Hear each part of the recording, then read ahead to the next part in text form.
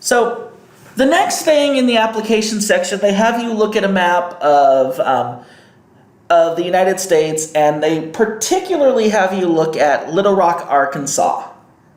And Little Rock, Arkansas is a city in central Arkansas. It's actually the only one with a station model. And I can't give you a whole lot of answers about it, but we're actually going to be looking at a mediogram for Little Rock, Arkansas in that particular activity.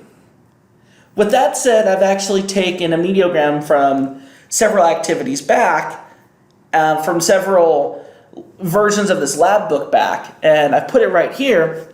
And let me talk about it a little bit.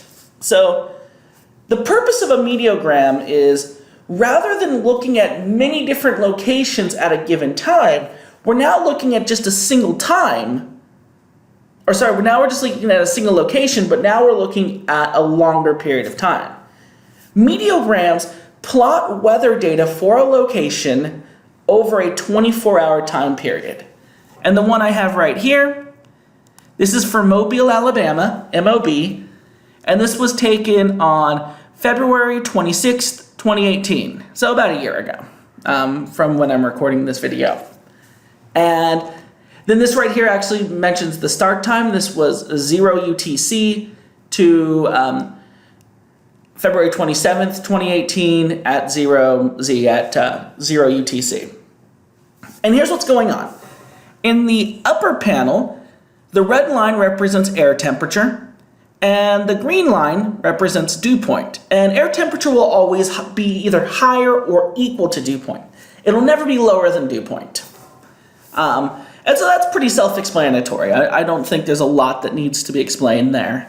The next thing that we look at is sky cover, wind direction, and wind speed. And these work exactly the same as the station model on any weather map. So if you were comfortable with Investigation 2A and you feel good with the station model, this is just that. There's no real big difference. This third panel shows visibility and precipitation. And we're not going to really deal with visibility a whole lot in this particular assignment. We may talk a few seconds about precipitation, but we're not really going to worry about visibility. And precipitation, they just throw on the same symbols that they do with the station model. So in this case, you see the 2 green dots that represents light rain. Here you have 4 green dots that represents heavy rain. And then over here, these equal signs, those represent fog. And again, we're not going to really go too into depth about that. But this final panel, this is one of the 2 biggest panels I want you to look at. This actually shows you mean sea level pressure, so PMSL. It doesn't mean pumpkin, something with an M, spice latte. No, it means pressure means sea level. Basically, we take the recorded pressure at a location and calibrate it to sea level. And this shows you how that mean sea level pressure changes. And then the last thing I want you to see here is what these values down here represent.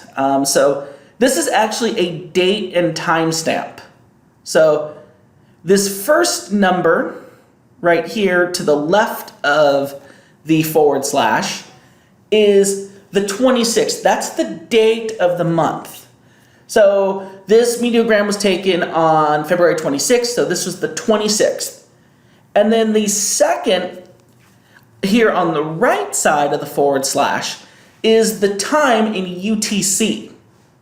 And remember, UTC is the time at Greenwich, England. It's the universal time coordinate we in the wonderful world of weather use. Now, one of the things I'll mention is that you'll see those times mentioned a few times in this lab activity, but they usually do a good job of translating it for you, telling you, okay, this is what it is local time. But wherever you see 00Z or 02Z or 03C, they're just talking about universal time. All right, now let me show you how to actually interpret this to then figure out when did a front pass. And it's actually not too difficult. So Buckle in and here we go. Let's do it. Okay, so when we want to look for a cold front passage, here's what we want to look for. First and foremost, we want to look for a sudden drop in temperature and or dew point, usually both. Sometimes one may not respond as much as the other. Sometimes one will respond more drastically than the other. But if you take a look, in this case, so this was at 0Z, pretty much between 0Z and 8Z, temperature was remaining relatively constant. It kind of ticked up a little bit, and then right at about 8Z, temperature dropped noticeably in the next 2 hours. That is a telltale sign that a cold front has passed. Why? Because once a cold front has passed, you have now transitioned from a warm air mass to a cool air mass, and therefore you get a nice decline in temperatures. So that's something that you're going to look for in today's activity. You're going to look for a drop in temperature and or dew point.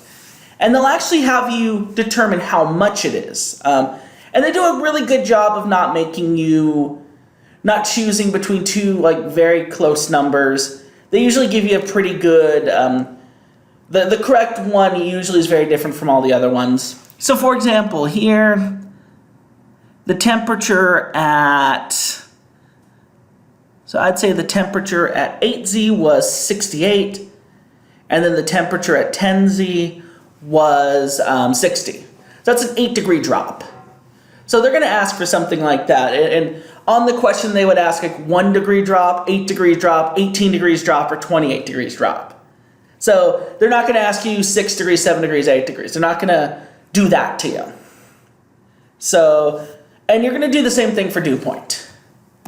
The second thing that you're going to look at is a sudden shift in the wind direction. And there's actually a pretty textbook way that meteorologists look at this. Typically, when you're in a warm air mass, the wind has somewhat of a southerly component.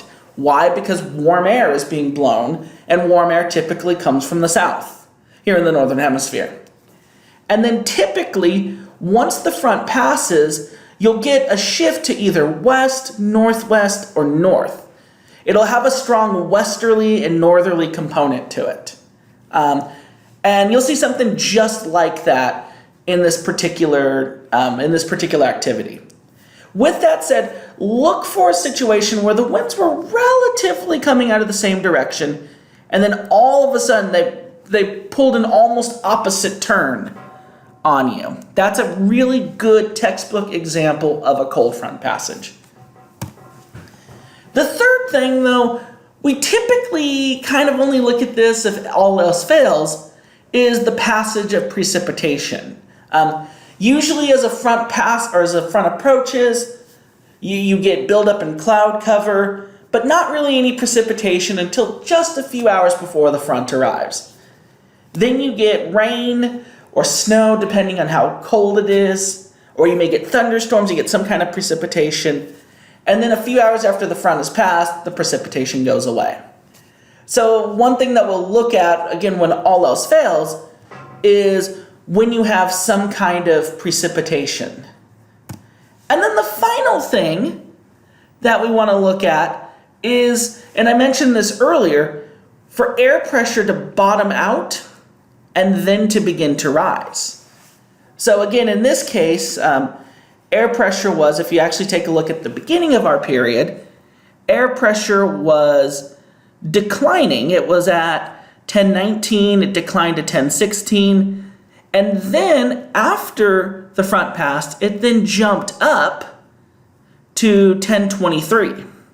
So it went from 1016 to 1023. That's a 7 millibar increase in air pressure in, actually, let's see here, so this was 9Z, that's what I'm looking at, so this right here was right around 9Z, so like right after, and sometimes one of these will actually, you won't see the shift until an hour before or after the front passes.